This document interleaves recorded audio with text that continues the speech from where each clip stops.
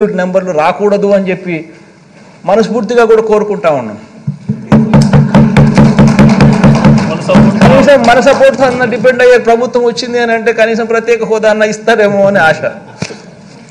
అన్ఫార్చునేట్గా విడగొట్టడమే ఒక అన్యాయం అయితే కనీసం రాష్ట్ర విభజన చట్టంలో దాన్ని పెట్టకపోవడం ఇంకా దారుణం అధ్యక్ష. మన కళ్ళ ఎదుటితే కూడా ఇంత దారుణమైన పరిస్థితులు కూడా చూసాం అధ్యక్ష. ఇటువంటి పరిస్థితుల మధ్య ఇన్ని పరిస్థితుల మధ్య, ఇన్ని ఇబ్బందుల మధ్య, ఇన్ని సవాళ్ళ మధ్య మన ఆర్థిక వ్యవస్థను అధ్యక్ష గత 57 నెలలుగా మనం నడుపుకుంటూ ముందడుగులు వేస్తా వచ్చాం. ఇటువంటి పరిస్థితుల మధ్య అధ్యక్ష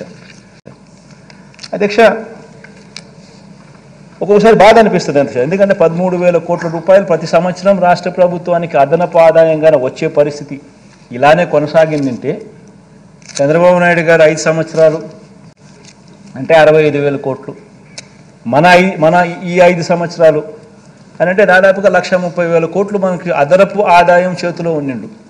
ఈ అదనపు ఆదాయం 1,30,000 కోట్లు మన దగ్గర ఉండింటే మనం ఏమేమో చేసే అవకాశం మనకు కూడా ఎంతగానో వెసులుబాటు ఉండేది.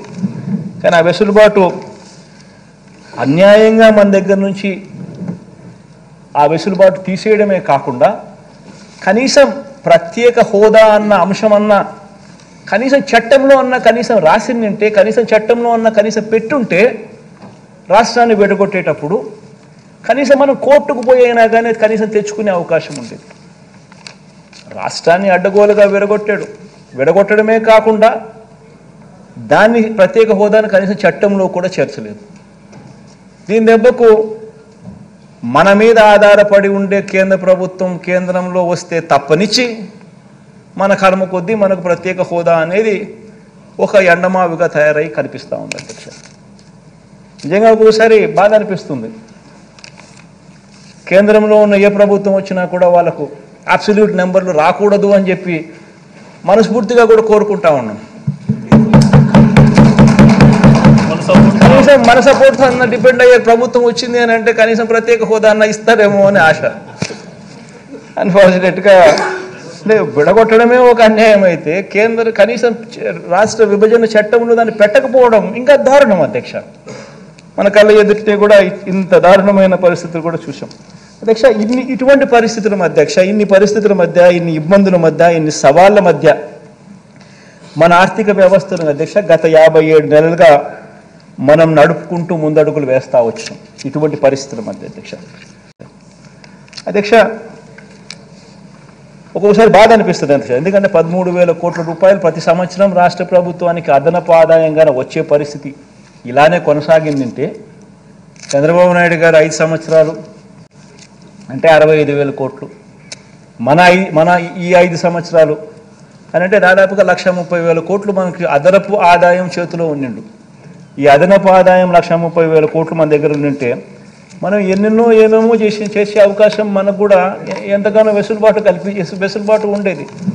కానీ ఆ వెసులుబాటు అన్యాయంగా మన దగ్గర నుంచి ఆ వెసులుబాటు తీసేయడమే కాకుండా కనీసం ప్రత్యేక హోదా అన్న అంశం అన్నా కనీసం చట్టంలో అన్న కనీసం రాసిందంటే, కనీసం చట్టంలో అన్న కనీసం పెట్టుంటే రాష్ట్రాన్ని విడగొట్టేటప్పుడు కనీసం మనం కోర్టుకు పోయినా కానీ కనీసం తెచ్చుకునే అవకాశం ఉండేది.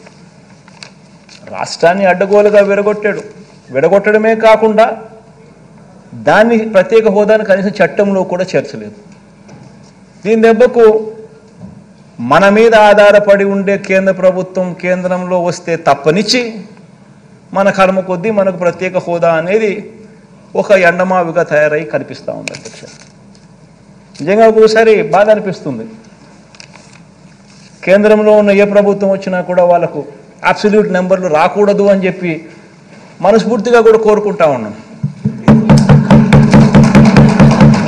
కనీసం మన సపోర్ట్ అన్న డిపెండ్ అయ్యే ప్రభుత్వం వచ్చింది అని అంటే కనీసం ప్రత్యేక హోదా అన్న ఇస్తారేమో అని ఆశ. అన్ఫార్చునేట్గా విడగొట్టడమే ఒక అన్యాయం అయితే కనీసం రాష్ట్ర విభజన చట్టంలో దాన్ని పెట్టకపోవడం ఇంకా దారుణం అధ్యక్ష. మన కళ్ళ ఎదుటితే కూడా ఇంత దారుణమైన పరిస్థితులు కూడా చూసాం అధ్యక్ష. ఇటువంటి పరిస్థితుల మధ్య ఇన్ని పరిస్థితుల మధ్య, ఇన్ని ఇబ్బందుల మధ్య, ఇన్ని సవాళ్ళ మధ్య మన ఆర్థిక వ్యవస్థను అధ్యక్ష గత 57 నెలలుగా మనం నడుపుకుంటూ ముందడుగులు వేస్తా వచ్చాం ఇటువంటి పరిస్థితుల మధ్య అధ్యక్ష ఒక్కొక్కసారి బాధ అనిపిస్తుంది అధ్యక్ష. ఎందుకంటే 13,000 కోట్ల రూపాయలు ప్రతి సంవత్సరం రాష్ట్ర ప్రభుత్వానికి అదనపు ఆదాయంగా వచ్చే పరిస్థితి ఇలానే కొనసాగిందంటే చంద్రబాబు నాయుడు గారు 5 సంవత్సరాలు అంటే 65,000 కోట్లు, మన ఈ 5 సంవత్సరాలు అని అంటే దాదాపుగా 1,30,000 కోట్లు మనకి అదనపు ఆదాయం చేతిలో ఉండిండు. ఈ అదనపు ఆదాయం 1,30,000 కోట్లు మన దగ్గర ఉండింటే మనం ఏమేమో చేసే అవకాశం మనకు కూడా ఎంతగానో వెసులుబాటు ఉండేది. కానీ ఆ వెసులుబాటు అన్యాయంగా మన దగ్గర నుంచి ఆ వెసులుబాటు తీసేయడమే కాకుండా కనీసం ప్రత్యేక హోదా అన్న అంశం అన్న కనీసం చట్టంలో అన్న కనీసం రాసిందంటే, కనీసం చట్టంలో అన్న కనీసం పెట్టుంటే రాష్ట్రాన్ని విడగొట్టేటప్పుడు కనీసం మనం కోర్టుకు పోయినా కానీ కనీసం తెచ్చుకునే అవకాశం ఉండేది. రాష్ట్రాన్ని అడ్డగోలుగా విడగొట్టడమే కాకుండా దాన్ని ప్రత్యేక హోదాను కనీసం చట్టంలో కూడా చేర్చలేదు. దీని దెబ్బకు మన మీద ఆధారపడి ఉండే కేంద్ర ప్రభుత్వం కేంద్రంలో వస్తే తప్పనిచ్చి మన కర్మ కొద్దీ మనకు ప్రత్యేక హోదా అనేది ఒక ఎండమావిగా తయారై కనిపిస్తూ ఉంది అధ్యక్ష. నిజంగా ఒక్కోసారి బాధ అనిపిస్తుంది. కేంద్రంలో ఉన్న ఏ ప్రభుత్వం వచ్చినా కూడా వాళ్ళకు అబ్సల్యూట్ నెంబర్లు రాకూడదు అని చెప్పి మనస్ఫూర్తిగా కూడా కోరుకుంటా ఉన్నాం. కనీసం మన సపోర్ట్ అన్న డిపెండ్ అయ్యే ప్రభుత్వం వచ్చింది అని అంటే కనీసం ప్రత్యేక హోదా అన్న ఇస్తారేమో అని ఆశ. అన్ఫార్చునేట్గా విడగొట్టడమే ఒక అన్యాయం అయితే కనీసం రాష్ట్ర విభజన చట్టంలో దాన్ని పెట్టకపోవడం ఇంకా దారుణం అధ్యక్ష. మన కళ్ళ ఎదుటితే కూడా ఇంత దారుణమైన పరిస్థితులు కూడా చూసాం అధ్యక్ష. ఇటువంటి పరిస్థితుల మధ్య ఇన్ని పరిస్థితుల మధ్య, ఇన్ని ఇబ్బందుల మధ్య, ఇన్ని సవాళ్ళ మధ్య మన ఆర్థిక వ్యవస్థను అధ్యక్ష గత 57 నెలలుగా మనం నడుపుకుంటూ ముందడుగులు వేస్తా వచ్చాం ఇటువంటి పరిస్థితుల మధ్య అధ్యక్ష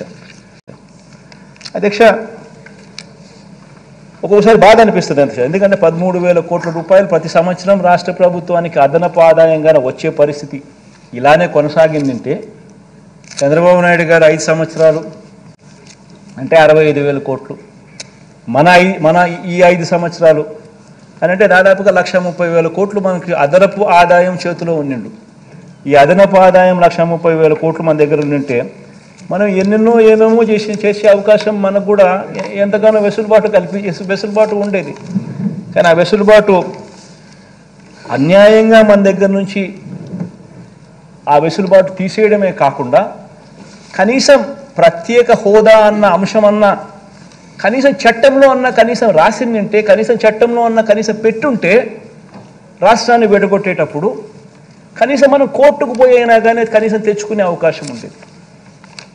రాష్ట్రాన్ని అడ్డగోలుగా విడగొట్టడమే కాకుండా